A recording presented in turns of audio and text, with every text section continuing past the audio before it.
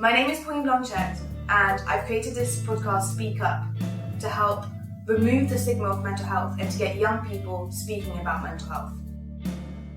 Please be advised, this podcast contains potentially upsetting discussions about mental health and suicide.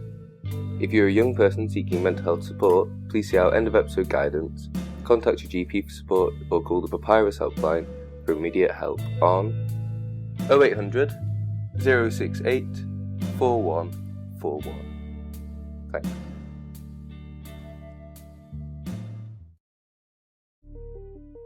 The reason I want to do this podcast is because I want to investigate mental health and young people and why no one is doing anything about it, why our services cut short, and what are ways that young people can cope today.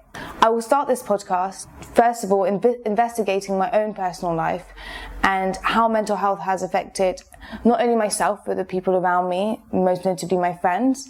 And this has been one of the reasons why I started this podcast, is because two of my friends, when I was 15, committed suicide. And this was a massive shock, not just to me, but to all the people around me, my school friends, my family, their family, everyone. So this first episode will be trying to go back and investigating who the people were at that time and how they're coping now, and why suicide is so common. Suicide is the leading cause of death among young people aged 5 to 24 in the UK. The rate of youth suicide has risen by 67% in England and Wales since 2010, and the rate amongst 10 to 19-year-olds has doubled in London over the past few years.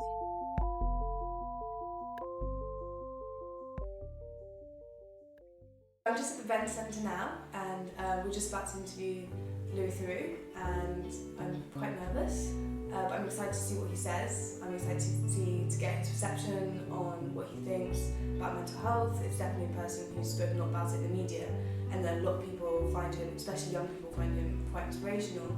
So it would be good to actually get, talk to him and actually get some answers from him. But I definitely am nervous.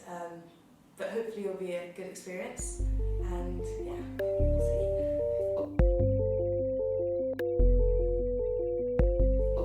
So I guess the first question is mostly about your work and your documentaries, and it's just kind of figuring out sort of the process and like the challenges that you've had maybe in portraying mental health in your documentaries and your work. There are special sensitivities that go with making films involving either people who are either mentally ill or just vulnerable through psychiatric conditions that they're dealing with. And, I'm pleased to say that the BBC is very kind of schooled and experienced in handling that. For me, part of what makes my programmes work occasionally is that I have a sort of I'm not an expert. I go in as a sort of as an interested and hopefully sensitive layperson. And I do my best, just in a kind of in a sort of common sense way to be a sensitive questioner and presenter. And I think from a basic standpoint, it's about doing a little bit of reading before I go in, and we kind of typically I work with a director and an assistant producer, and they are the ones who go and get access to facilities, and they start sort of educating me about the subjects that we're investigating. And a lot of it's just things like what terminology you use, right. Not using language that might be offensive or unhelpful or just triggering in some way. And then beyond that, there's obviously a sort of a duty of care, which means that you're constantly checking in with, off camera with contributors, making sure they're happy with how things are going, and then do like plenty of hand holding while the material that you've shot is in the edit, and then in the lead up to transmission, and even afterwards, that there's this sort of back and forth of relationship building and trust building that means the contributor feels consulted, listened to, and on board. Do you ever speak to the people the contributors? Do you ever have a chance for them to speak to them after and see if they actually enjoy seeing themselves on camera and the way they've been depicted? So what happens is basically the director and the assistant producer take the lead on that. So what will, it's not typical in sort of my documentaries in general, the non, if you like, mental health related ones, that you would necessarily give contributors a special screening. We would not normally do that, but with mental health related subjects, we would typically go and see them. And when I say we, I mean my director and or AP. Very occasionally I'll be involved and attend the viewing as well, just to sort of be an extra kind of friendly presence. But basically it's a case of, look, this is where we're at with it. This is what the film looks like. Are you okay with it? How do you feel about it? And if they've got questions or even issues, sort of taking those on board. I did one with when we did a film about alcohol abuse, and I went to we had a screening, and there's a contributor called Joe in it who went through a massive dip, and there's very raw, quite upsetting scenes of him in the depths of his alcohol addiction and sort of him coming and going in a hospital. And I remember sitting through that with him and feeling quite tense and sympathetic, and feeling that, it's a lot for him to be seeing himself in that state. Probably didn't remember much about it. Yeah. And then afterwards he was okay. He was okay about it. And I think a lot of it is just it's making sure the contributors don't feel blindsided, that they feel consulted. The mental, the sort of mental processes and the physical, the psychological processes that are kind of complex. It's not like good kids and bad kids. There's much more to it than that. I think potentially, like social media and technology in general, it's I think it's a huge change, in society, and I think really it's, to some extent, we are still figuring it out, and we're still figuring out where we will get to and how much is too much. And clearly there's been benefits in being linked up. The world's become smaller. I'm talking to you from 6,000 miles away, and then and here we are sort of talking to each other on screens, and that's kind of amazing. Now, clearly there's also been some downside to that. I think there's a common sense way of trying to police that, making sure kids aren't on it too much.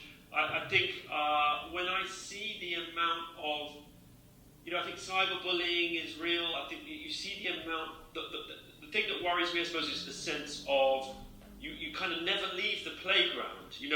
When I was at school, like, you went home and then school was left behind. Right. Do you know what I mean? Yeah. But there's a sense in which, like, kids now just don't leave the playground, and they're still at home, but standing around in their little cliques and clumps, gossiping and chatting. And I think we need to stay on top of that stuff. We need to make sure kids get time out and they get space to be away from their schools and even away from their peers, just be inside their families or inside some other sort of social space.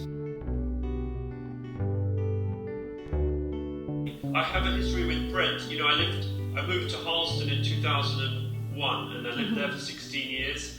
And then I'm in LA at the moment, but we basically are still very connected to Brent. And I'm a supporter of Brent. It feels like we're an exciting.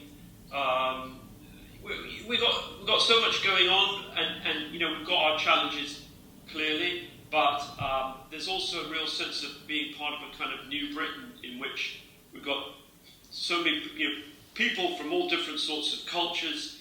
We've got there's very little in the world that you can't actually find in Brent. It's a microcosm of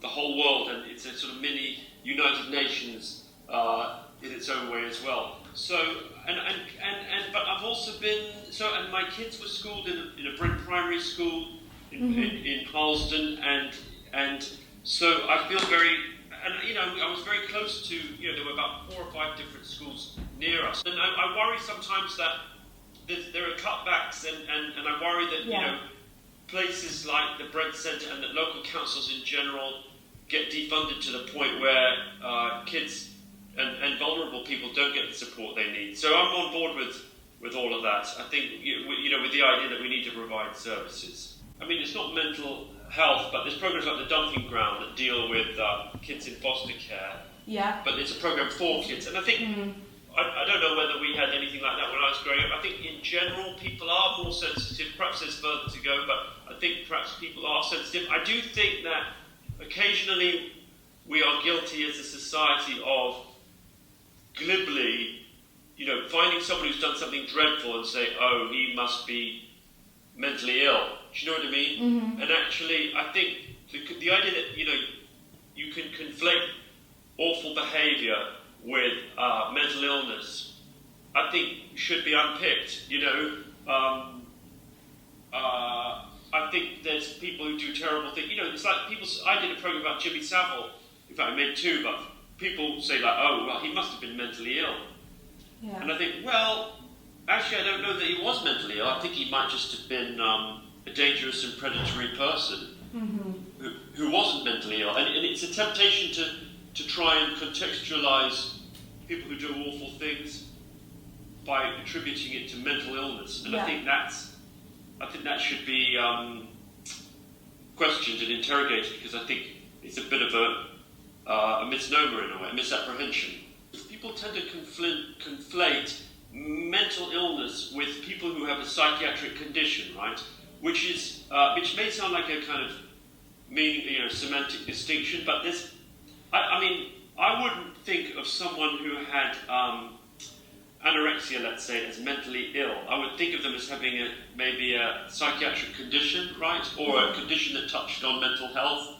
And, or indeed, there's plenty of things that are defined as personality disorders, whether it's narcissism or psychopathy or there's plenty of conditions like that where they're not actually mentally ill, they just have psychiatric conditions, right? Okay.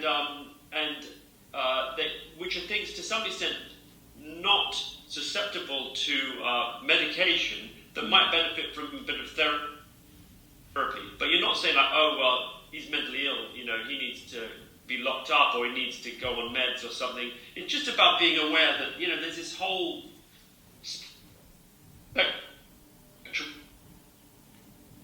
the mind, but it's not all to do with it's not all about psychosis or auditory and mental and auditory and mental hallucinations or delusions. Do you know what I mean? Yeah. Well, actually, the one you did about anorexia, for example, I think that was one that touched me specifically because a lot of my friends had anorexia, and it was something that I found really difficult to kind of understand, like what it was. Yeah. Because I was quite young at the time when my friends were anorexic. How difficult was it for you to sort of understand the illness or the problem? Yeah, I think here's the thing. Like, I remember having a chat about anorexia with some of our production team, and there was this feeling that I think we were all aware that look, there's a part of this condition that you can't really understand. Like, you arrive at this point where you're like, but why? And it may be that there's no totally satisfactory answer to the why question, right? And I remember sort of maybe our executive producer or thinking like, well, aren't we going to sort of, he didn't say this, but there was this sort of thing like, well, aren't we going to solve anorexia? There's this feeling like, oh, we should have run. And I think maybe my feeling was like, no, clearly, like, we're not going to be able to provide, in the space of doing a program over a few months, we're not going to be able to provide that clinical experts have been floundering to find for the last 100, if not 1,000 years, right? But what we can do is try to show the way in which it affects people's lives and also illustrate the very strange ways that it induces people to behave and the way it tricks people into behaving against their own best interests. And sometimes it's not about kind of explaining what the cause of something is as much as explaining what the impact of something is. Does that make sense? Yeah. And so sometimes instead of I was with someone who had anorexia, and it was a temptation to say that, but why do you do this? Where does it come from? And they don't have answers. Yeah. In many respects, they're as mystified by what they're grappling with as you or I might be. So it became more of a conversation of describe exactly how it makes you feel. Describe what it's like if you think about eating, or if you think about what your impulsion is, and what makes you more comfortable and what makes you less comfortable, and what these imperatives that have taken over your life are saying to you and doing to you. And I think that's really where, sorry, that's a long-winded answer to your question, but there's a bit of it that's mystifying, but I don't think that means you have to stop there. I think it becomes more of a conversation of attempting to understand how people are behaving and the ways they are experiencing their symptoms. So more about, like you were saying, the impact they have and how they sort of behave every day, rather than trying to understand you're doing this because... Yeah, I remember talking to a woman who really was in the grips of serious anorexic symptoms, and she'd lost an awful lot of weight, and she knew that she said to me, I think there'd been a temptation to say, oh, this is the slimmer's disease, right? And people want to get thin, and then they get obsessed with getting thin, and then they get thinner and thinner, and they can't see that they are too thin, and they just want to get thinner, right? Well, I understand why people see it that way, and why historically that's been the view, but I remember this young woman saying to me, look, I know that I look, she didn't literally use these words, but she was sort of saying, look, I know that I look much too thin. I realise that. I know that I don't look kind of conventionally good. And I don't want to look this way. But at the same time, the symptoms are so overpowering, I find it very difficult. It's much easier to give into it than it is to fight it. And at the point you're like, well, why? If you know that you look unhealthy, right? If you know that it's too much, why? But I didn't ask that because I knew I'd been there long enough to know that wasn't going to lead anywhere. So instead I said, well, how does it make you feel if you imagine eating something? And she said, it makes me feel that the idea of eating food, especially sort of rich food, makes you just feel disgusted, like I want to rip my skin off. It just makes me want to claw my own skin off. And so I felt it was helpful just to get a vivid depiction of this visceral reaction she had. And in a way, it's not thought out. She's not going around thinking like, oh, I just want to be thinner.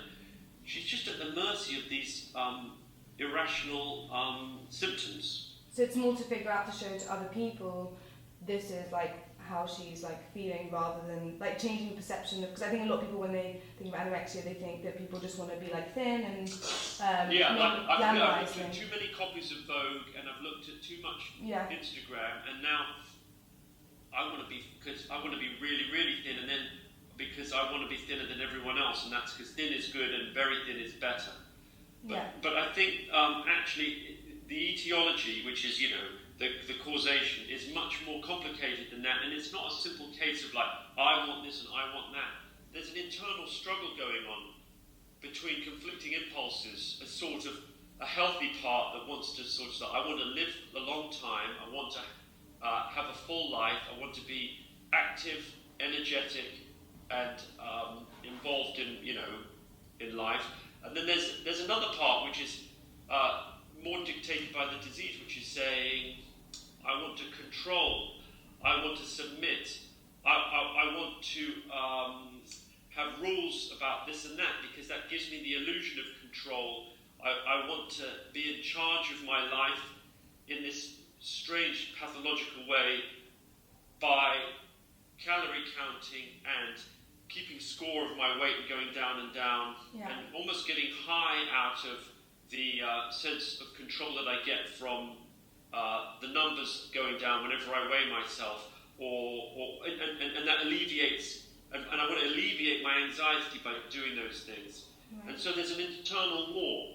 Yeah, no, I make sense completely, and I think that took me personally a long time to realise that with like my own friends trying to figure out that and get stigma away. But I think like that was what you get a lot from your documentary, and it actually allows people to sort of understand a bit more what's in their minds rather than what you think that is in their minds, and actually making it.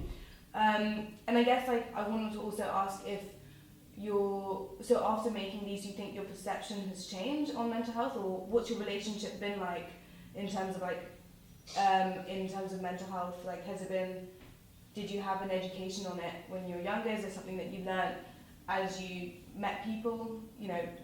I think I've always been fascinated by people whose minds were somehow different, or people who made decisions that seemed to me from the outside confusing, and I've been fortunate in never having had to deal with any serious mental health issues in my own life, and at the same time, as you get more involved in, as I've made programs, I suppose it's opened up the sense of how serious it is, the extent to which these are not only are they not trivial, they also are, they're life-changing and extremely hard to eradicate. And I don't know to what extent the prejudice still exists that there's sort of physical ailments that are real, and then there's mental conditions that are kind of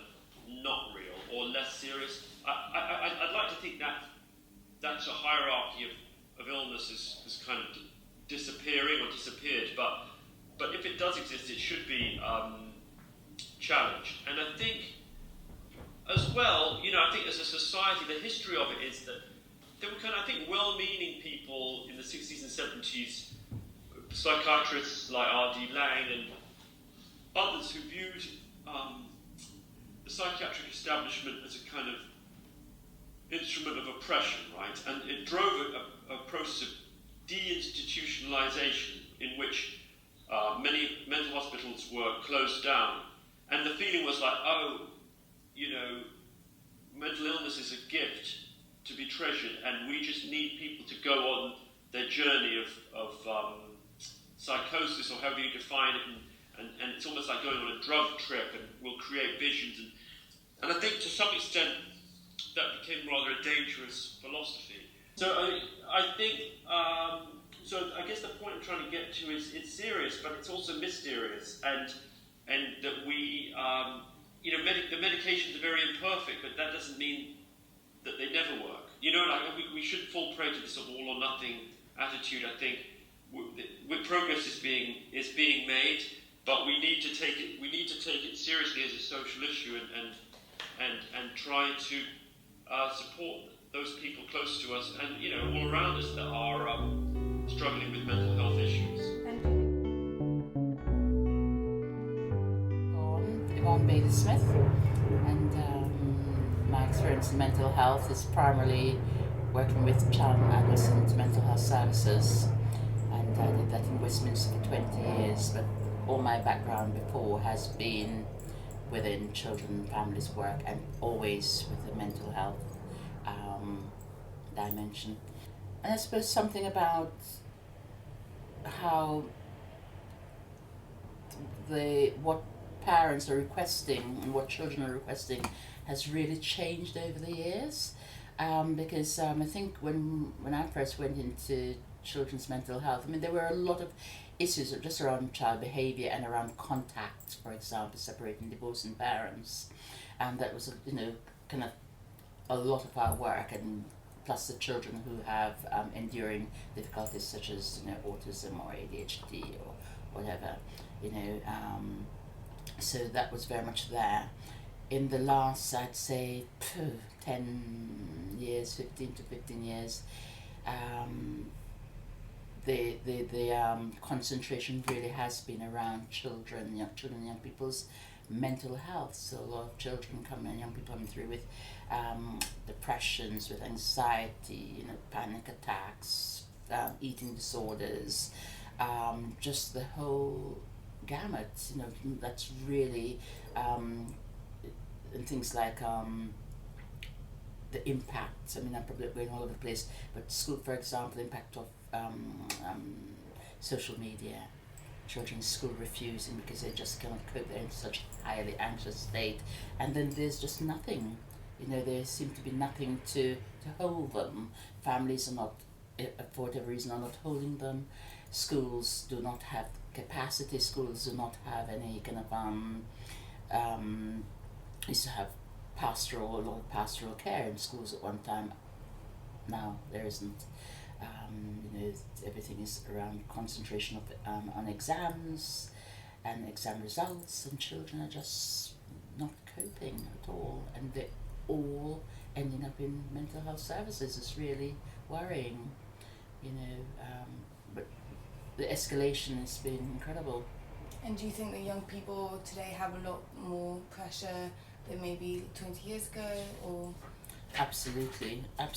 When I was bringing up my children, it was very different. They went off to school, nobody came home and said they were depressed. Literally wasn't happening. They simply went to school. I think the most you heard of then was, some kids would get bullied, there were bullies, which, as we know, is on a very different scale now, with kids being able to do bullying through online is a nightmare. But yes, that there's a lot more. You were not hearing so much about anxiety, children and young people locking themselves in their rooms and literally not coming out, children addicted to it wasn't there, the devices weren't there, so we didn't have things like addiction, and it is an addiction to devices. So all of that, I think parents are having to struggle with a lot more. I didn't have. My youngest, who was just at the door a moment ago, it was all just coming in, really. I didn't have to cope with that. It was, all we had to cope with is kind of having a rough idea where our children went, where they were going, but we had a lot more it was very much more interactive. Lots of young people came to the house. My children went into other people's houses, but you knew who the parents were, you knew basically where they were going. You didn't know everything, because children don't tell you everything, you don't really want to know everything, but we knew the basics. I think it is very different. I think the stresses on parents are very, very different, and the children just do not seem, on the whole, to me, to have the resilience that I had growing up, or even my own children had growing up. And parents are struggling to manage. As well as my work with camps, for the last 20 years, I have done a helpline for an organisation called Young Minds, if you may have heard of. So I consult to parents who are concerned about their children's mental health. And again, before, what you were getting is a lot of issues around separation and divorce and contacts, and perhaps children showing a bit of behaviour in reaction to that. Now, 20 years down the line, it is all, anxiety, depression, suicide ideation, self-harming, there's nobody brings about contact anymore. It's all about self-harming, anxiety, suicidality, and parents feeling unable to cope and feeling there's nowhere to turn. The services are not there, and as you probably know, it particularly in England, mental health services is a lottery, and very much depending where you go. So there are some areas of the country where young people are on waiting lists for 18 months to 2 years and beyond. Sometimes they're just not getting the service, and parents simply do not know what to do. And how have you seen mental health, like in Brent in particular? In Brent? Yeah, how do you think? Because obviously so I went to Queen's Park Community School, and and there was people from the Brent Centre who were there, and I got to see very quickly. So I was like really lucky in that sense. But in terms of like a broader, you know, looking at Brent in general, what other services, like, have you seen them?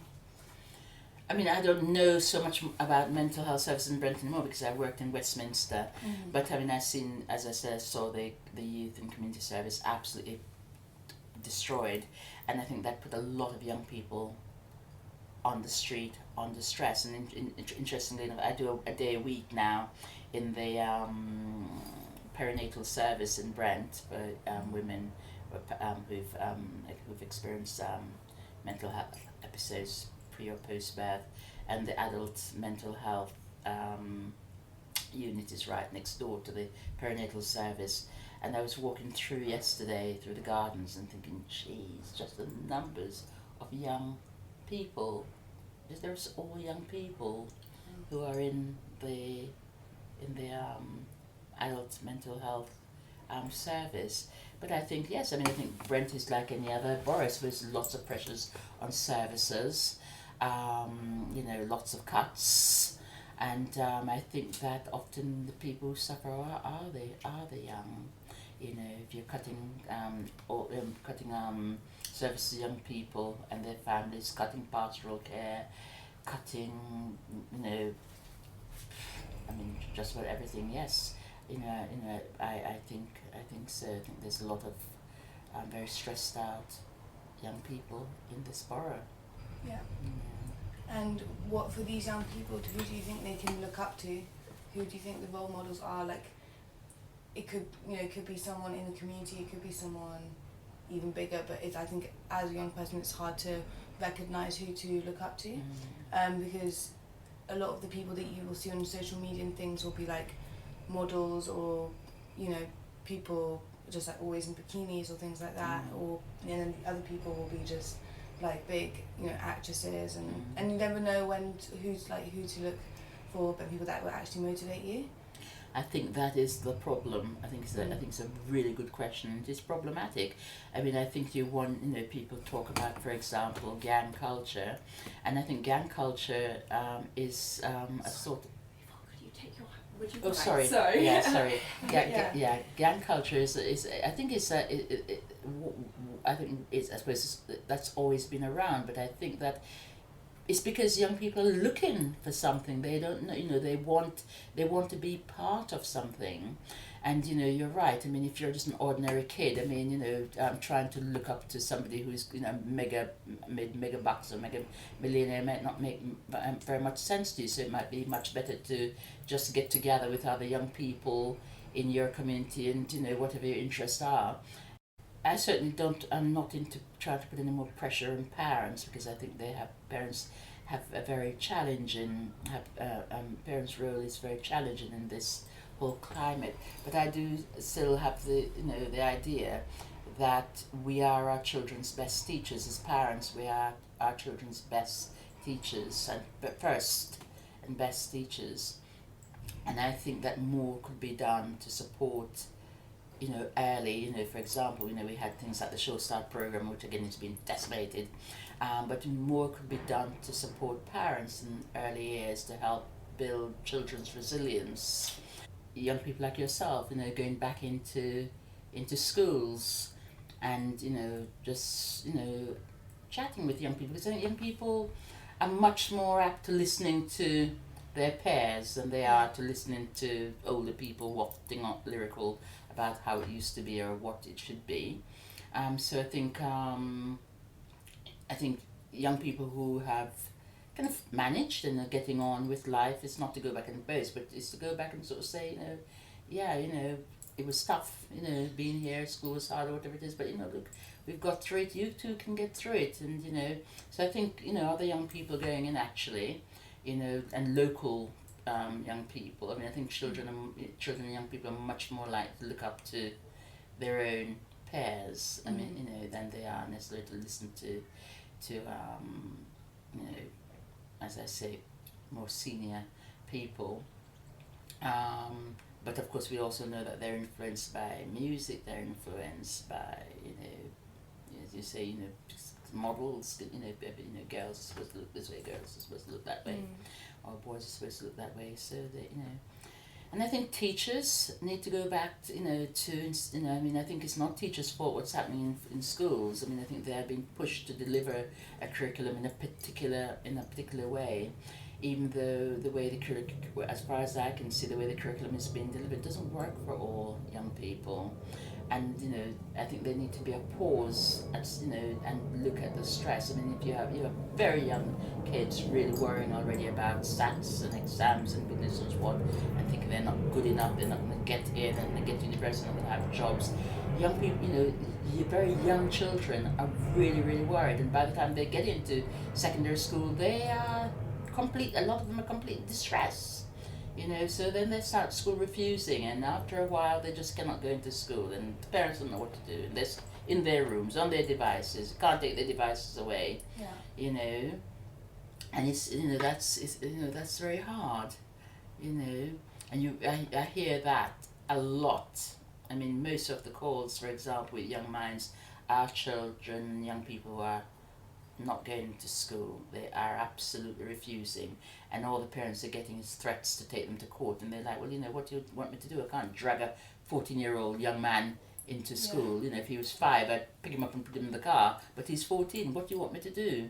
Like, well, if you don't bring him in, if you don't get him in, we're going to fine you. So the parents are getting stressed, they then have a go at the young people have a go back, and you have this, bit of a nightmare going on for both young people and parents.